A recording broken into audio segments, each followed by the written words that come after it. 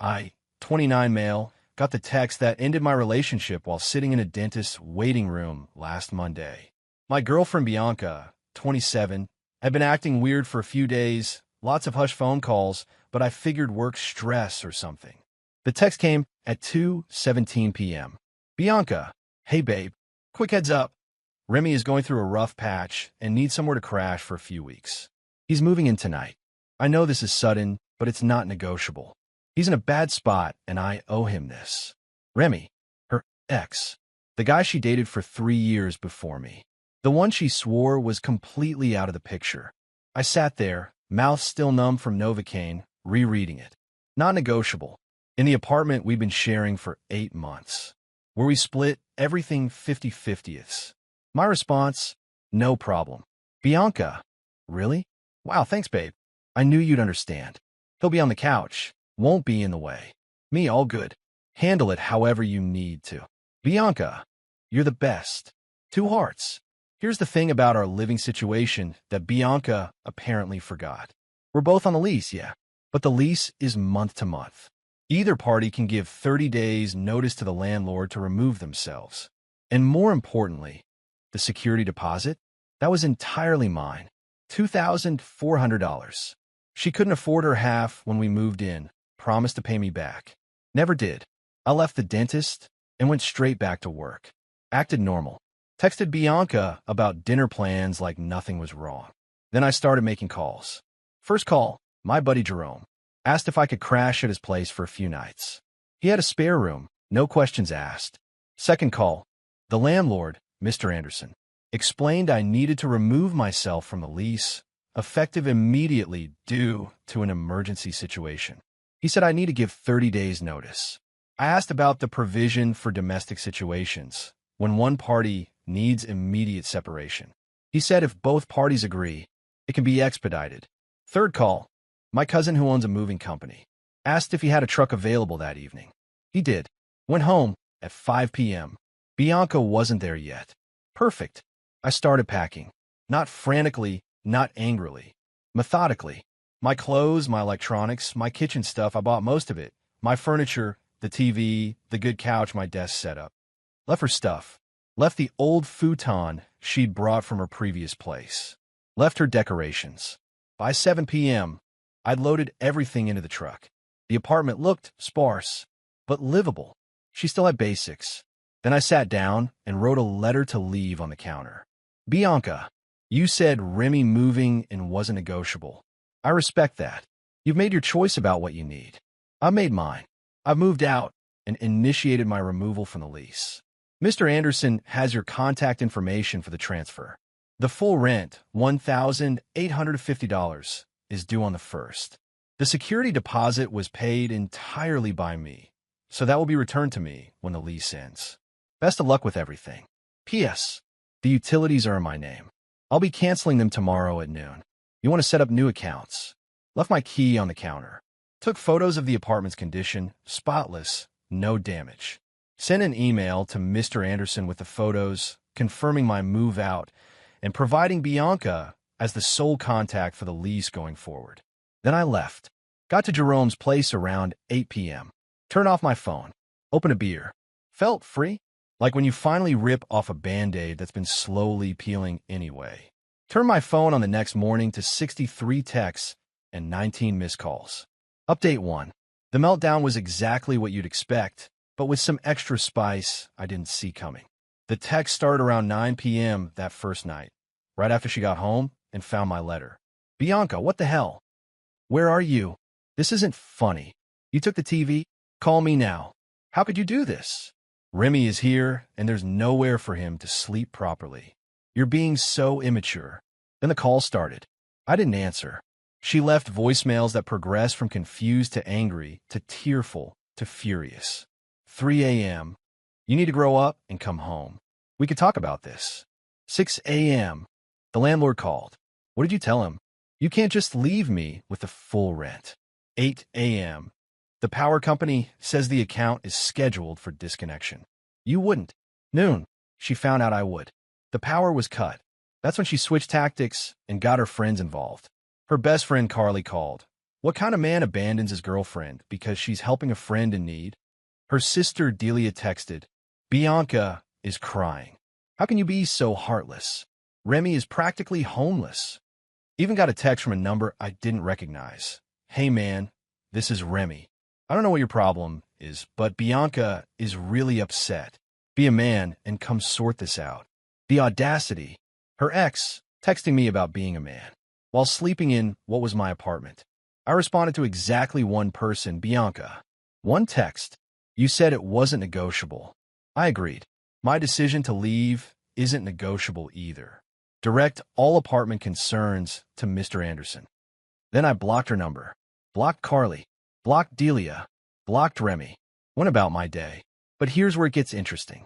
That evening, I get a call from Mr. Anderson. Mr. Anderson, hi. I have Ms. Rivera here, saying she can't take over the full lease. She's saying you abandoned her without notice? Me? I gave you notice yesterday. Sent the documentation. She informed me her ex was moving in, said it wasn't negotiable. I chose to leave. Mr. Anderson, I see. Well, she's saying she can't afford the full rent. Wants to keep it split. Me? That's between you and her now. I've formally removed myself with proper notice. Mr. Anderson, the thing is, if she can't take over the lease alone and you've withdrawn, I'll need to start the eviction process. The rent is due in 5 days. Me, I understand. That's unfortunate. Later found out from Jerome, who heard from his girlfriend who knows Carly, that Bianca was scrambling. Remy, the guy she was helping, unemployed, been couch surfing for 2 months. Not only could he not help with rent, he was eating her food and using her Netflix all day.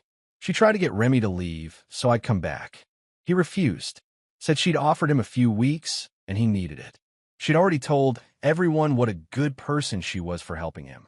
Couldn't back out now without looking bad. The rent deadline was approaching. This was about to get messy, eh? Update 2. The first of the month came and went. Bianca did not pay the full rent. She tried to pay half, $925, which Mr. Anderson rejected. It was all or nothing. She had until the 3rd before late fees kicked in and the 5th before eviction proceedings would start. On the 2nd, I got an email from her. She'd created a new email just to contact me since I'd blocked her everywhere else. Subject, please. I can't afford this place alone. You know that. I don't understand how you can be so cruel. Remy is leaving tomorrow, but the damage is done. I need you to come back and at least help with this month's rent. I'll pay you back. Please don't do this to me. I didn't respond. On the 3rd, the dirty trick started. First, she showed up at my workplace. Security called up to my desk saying my wife was there for a lunch date. I told them I wasn't married and to please escort her out. She made a scene. Security had to physically remove her while she screamed about me owing her money. That evening, Jerome showed me her Instagram. She'd posted a sob story about being abandoned by someone she thought loved her and how she was facing homelessness because of a vindictive ex. The comments were brutal for me. People calling me trash, saying she deserved better. Whatever. I don't even have Instagram. But then she escalated to something actually problematic. She called my mom, my sweet, worry-prone mother who had no idea any of this was happening. Told her I'd abandoned her after she'd lost her job. Lie. That she was pregnant. Massive lie. And that I'd left her for another woman. Also lie. My mom called me in tears. It took an hour to calm her down and explain the truth. I sent her screenshots of Bianca's original text about Remy moving in. My mom was livid. Nobody messes with her baby boy, apparently. She called Bianca back and, in my mom's words, gave her a piece of my mind about lying to a mother. On the 4th, desperation set in. Bianca somehow got my new address, probably followed me from work, and showed up at Jerome's place with Remy. Remy. The audacity levels were off the charts. Jerome answered the door. I stayed in the living room, but could hear everything. Bianca, I need to talk to him. This is insane. Jerome, he doesn't want to talk to you. Please leave. Remy, listen, bro. We're all adults here. Your boy needs to handle his responsibilities. Jerome, his responsibility? You're living in what was his apartment, rent-free, and you want to talk about responsibilities? Bianca, I'll call the cops. He stole my furniture. Jerome, he took his property. I helped him move it. Everything he took was his. Go ahead, call them. They didn't call the cops. They left after more yelling. On the 5th, I got a call from Mr. Anderson. Eviction papers had been filed. Bianca had 30 days to vacate. She tried to negotiate, offered to find a new roommate, but without someone on the lease immediately, he couldn't wait. That evening, I got another email. From Remy's email address, but clearly written by Bianca. You've made your point. I shouldn't have said it wasn't negotiable. I should have discussed Remy staying with you first. But this has gone too far. I'm going to be evicted. Is that what you wanted? To see me on the street? Please, I'm begging you. Come back and we can work this out. I did respond to this one. Bianca, you made a unilateral decision about our living situation. I made one too. The difference is, mine was about my own life, not yours. You chose to prioritize your ex over our relationship. That was your right.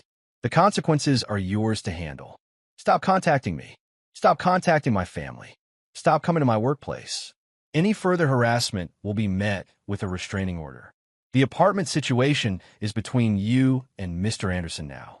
Then I set up an auto-forward to send any emails from her or Remy straight to a folder in case I needed them for legal documentation. The eviction was in motion, but she still had one more card to play. Final update. The last 3 weeks have been educational about how far entitlement can go when reality hits. First, Bianca tried the legal angle. She actually hired a lawyer, with what money, I don't know, to send me a demand letter. It claimed I had constructively evicted her by removing myself from the lease without proper notice, and demanded I pay 3 months of rent as damages. My response was simple. I forwarded it to my uncle who's a lawyer. He laughed, actually laughed, sent back a response that basically said, my client gave proper notice to the landlord and followed all legal requirements for lease modification. Your client's inability to afford the apartment she chose to make unilaterally available to her ex-boyfriend is not my client's responsibility. That went nowhere. Then came the smear campaign 2.0. She started contacting my extended family on Facebook. Aunts, uncles, cousins I barely talked to, telling them I'd left her stranded and homeless. Most of them ignored her, but my Aunt Rita called me concerned. When I explained the situation, that she'd moved her ex in without discussing it with me, my aunt's response was perfect, so she thought she could have her cake and eat it too. With both of you in the same apartment? That girl needs therapy, not sympathy. Meanwhile, the eviction proceeded. Bianca managed to delay it by a week by claiming hardship, but ultimately, she had to leave. And here's where it gets almost sad if it weren't so predictable. Remy bounced the moment the eviction was final. Apparently, once she didn't have an apartment for him to crash in, he remembered he had other friends. Left her to pack and move alone. She tried calling me crying about it. The call went straight to voicemail, which I deleted without listening. But the real kicker came last week. I ran into Carly at a coffee shop. She tried to ignore me, but I was at the counter when she walked in. No avoiding it. Carly, coldly, hope you're happy. She's living with her parents now. Me? That's unfortunate. Carly, she loved you. She was just trying to help someone. Me? She made a choice. Every adult has that right. So did I. Carly, you destroyed her life over jealousy. Me, no. She destroyed our relationship by moving her ex in without discussion. I just declined to subsidize it. Then Carly said something that actually made me laugh. Carly, she's telling everyone you're abusive, that you financially controlled her. Me, the same everyone who knows she couldn't afford the security deposit, who knows I paid for most of our dates because she was always broke. Good luck with that narrative.